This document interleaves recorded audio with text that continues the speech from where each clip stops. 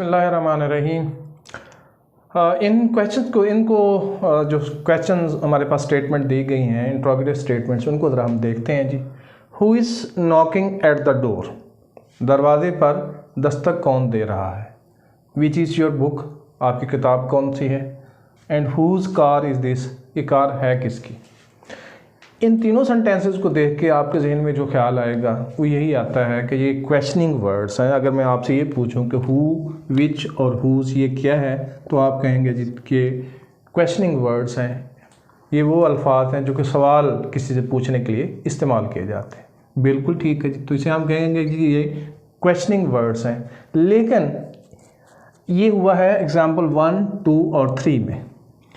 ये यहाँ पे सेंटेंस के सब्जेक्ट के तौर पर यूज़ हो रहे हैं, और किसी भी सेंटेंस का जो सब्जेक्ट है या वो नाउन हो सकता है या वो प्रोनाउन हो सकता है। ये नाउन तो है नहीं, लिहाजा ये प्रोनाउन है, तो इसलिए यहाँ पे मैंने प्रोनाउन लिख दिया है।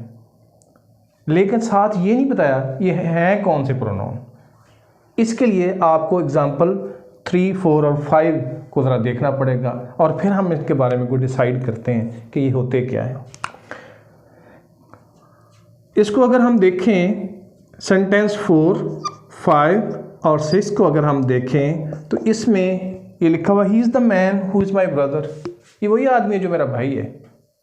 अब यहाँ पे आप देखें कि हु जो है वो क्वेश्चन वर्ड के तौर पर आ ही नहीं रहा, यानी यहाँ भी ये प्रोनाउन ही है लेकिन क्वेश्चन वर्ड के तौर पर आ रहा है। यहाँ भी ये प्रोनाउन के तौर पर यूज़ हो रहा है लेकिन क्वेश्चन वर्ड के तौर पर यूज़ नहीं हो रहा।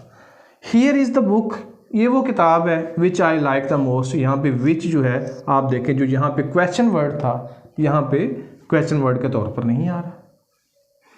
एग्जाम्पल 6 में चले जाएं तो लिखा हुआ है I liked the car whose colour is black. यहाँ पे आप देखें हुज जो है वो क्वेश्चन वर्ड के तौर पर नहीं आ रहा। तो अब ये बात जो है आपके लिए बड़ी हैरान कौन होगी कि यहाँ ये क्वेश्चन वर्ड थे तो यहाँ आके इसके साथ क्या हो गया। यहाँ भी ये प्रोनाउन है, क्वेश्चन के तौर पर यूज़ हो रहे थे, और यहाँ भी ये प्रोनाउन है जो कि क्या कर रहे हैं, दो फ्रेजेस को या दो पार्ट ऑफ सेंटेंसेस को आपस में रिलेट कर रहे हैं।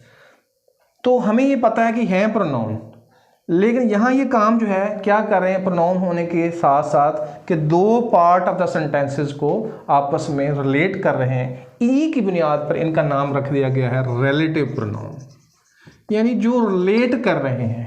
ऐसे प्रोनाउन जो दो पार्ट ऑफ सेंटेंसेस को आपस में रिलेट कर रहे हैं, रिलेट कर रहे हैं, इसको हम कहते हैं कि ये रिलेटिव प्रोनाउन है। अब हम रिलेटिव प्रोनाउन को देखें तो ये टोटल 5 होते हैं। इसमें से हु होता है, ये पर्सन्स के लिए होता है जी। इसमें विच थिंग्स के लिए होता है, और दैट दोनों सिचुएशन को कि जहाँ हमें समझ ना आए, थिंग का तज़किरा आ गया है या पर्सन का तज़किरा आ गया, तो अकॉर्डिंग टू सिचुएशन हम उसको यूज़ कर सकते हैं। अब हु के 2 डेरिवेटिव होते हैं, एक को हम हुज कहते हैं और एक को हम होम कहते हैं। जो कि हुज जो है पोजेशन के लिए यूज़ होता है और होम ऑब्जेक्टिव केस के लिए यूज़ होता है। अगर ऑब्जेक्टिव केस के लिए या पोजेसिव केस के लिए हु को ज़रूरत पड़ गई है तो फिर भी यही दोनों यूज़ होंगे। अगर विच को ज़रूरत पड़ गई है तब भी यही दोनों यूज़ होंगे, और अगर दैट को ज़रूरत पड़ गई है तब भी इसी से उधार लेंगे। यानी कि बेसिकली ये हु के 2 डेरिवेटिव हैं, जो कि विच भी हु के डेरिवेटिव यूज़ करेगा और दैट भी हु के डेरिवेटिव यूज़ करेगा।